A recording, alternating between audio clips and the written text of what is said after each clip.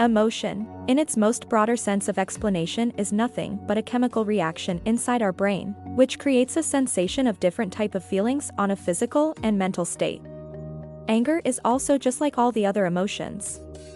It creates a specific chain of reaction regarding the release of some specific hormone from our brain into our blood flow, which makes us feel in a specific way. Just like all the other emotions, anger works in the same pattern of just getting throughout the entire bloodstream with its hormone, and making our physical and psychological reaction in a specific way. Let's just simply begin with the very basic definition of what emotions truly are. Emotions are basically a physical and mental state of our existence generated by our brain and some specific hormone that is capable of motivating us to take a proper type of action and also energize the embedded behavior along with it. Emotions may be conscious or even subconscious and sometimes totally unconscious inside our brain, which basically means that you can have a strong existence of emotion inside your brain without you even knowing it.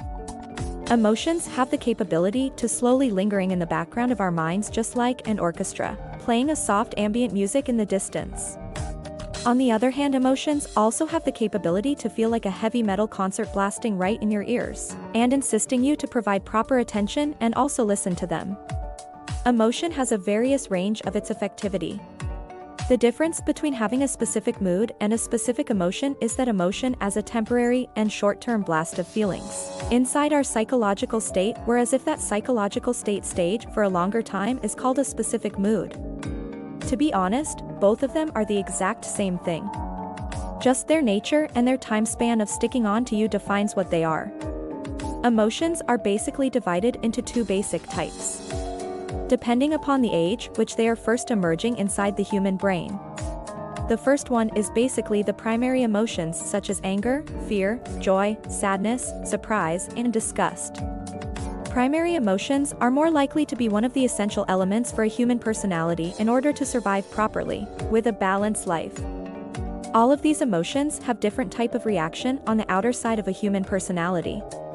We can say that anger has a common reaction to fight or to move against the opposition, or sometimes even to violently attack the party in front of the person.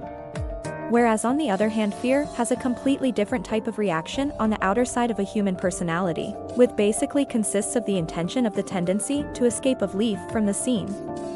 Just like these two that I have told you, all the emotions that I have discussed in the primary section have different type of reactions. To be honest, this is one of the most basic things that you don't even need to learn. You already know that if you are angry, you are willing to step forward and find the person, and if you are scared, that you are willing to just run away. You don't need a book or any other informative content to teach to you. Let's get into some more in detailed discussion, which is less likely for you to know on a normal life. The second category of emotion is the social emotions, which basically consists of shame, guilt, embarrassment, pride, etc. The reason for us having emotions. The explanation is completely scientific and biological. And if you want a simple word of explanation, that I can tell you that the entire reason for having such type of emotion is only for the sake of our survival. If I'm putting in faces on the biological and the scientific explanation about the reason of why do we have emotions, I can tell you that it's all about the hormones and the chemical inside our brain and our bloodstream. Different type of situation and different type of sensation forces our brain to release different types of hormone and chemicals into our bloodstream, which makes us react. Just like whenever you are excited with a lot of happiness, it is more likely that you will be shaking your head and hand in a really fast pace. Similarly, whenever you are angry, it is more likely that your muscles and your jawline is going to be so tensed up that sometimes it's going to be hurting after you are not angry anymore. Every single emotion inside our biological condition controls a specific set of reactions on a psychological and on a physical basis. How is our own emotion distracting us from what needs to be done? Just after reading the title of this paragraph, you might already have a little vision from a scientific movie. Science fiction movies, to be exact.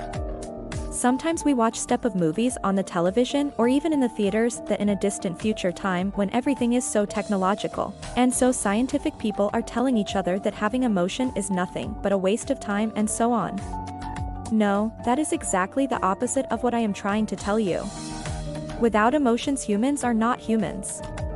It is only the existence of emotions and emotional pattern of thinking that makes us best among all the living creatures in this world.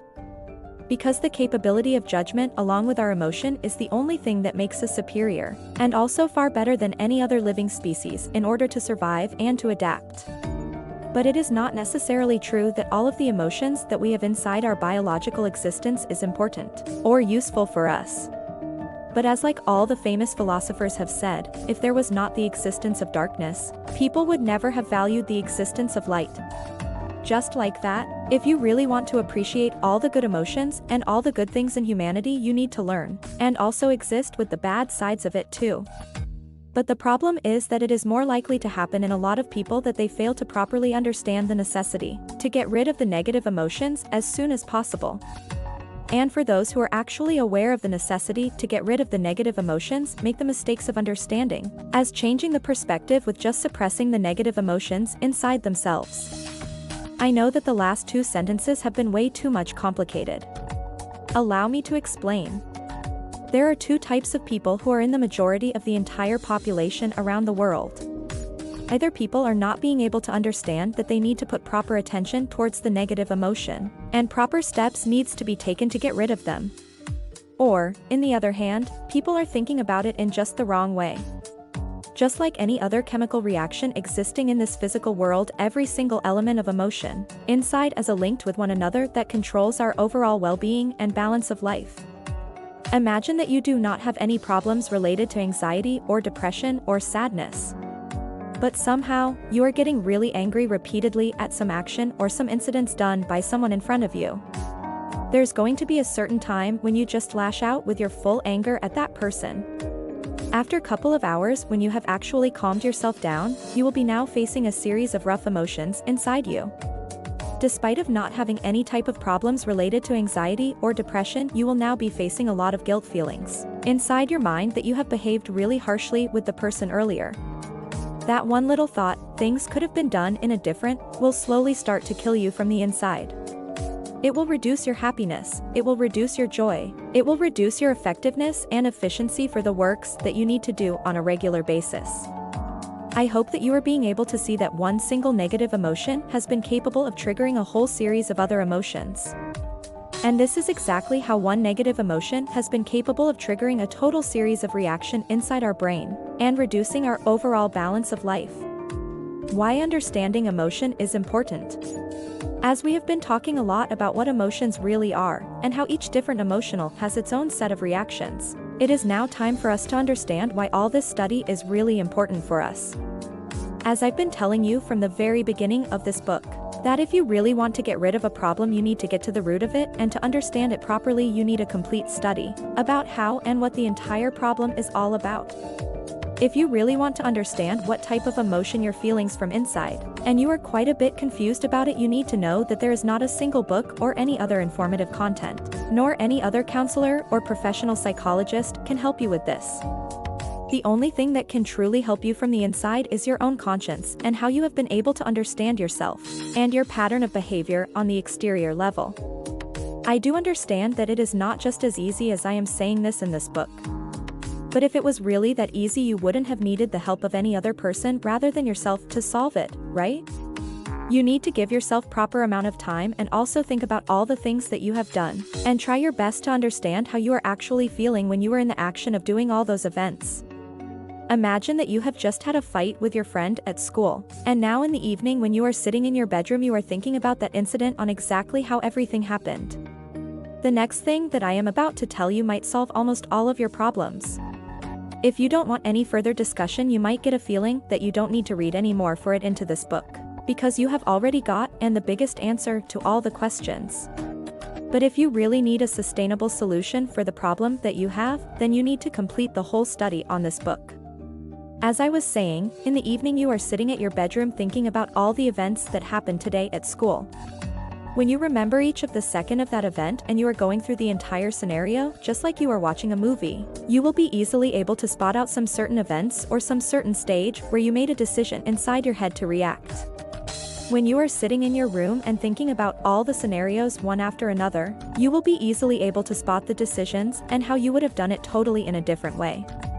At that point, when you that you should have taken that decision instead of this one. Those words that you are thinking in your head will stay inside your head, and it will obviously help you to guide in a similar situation in the future and act in the most rational way possible. If you found this video helpful, make sure to give it a thumb up and share with your friend. Thank you for watching.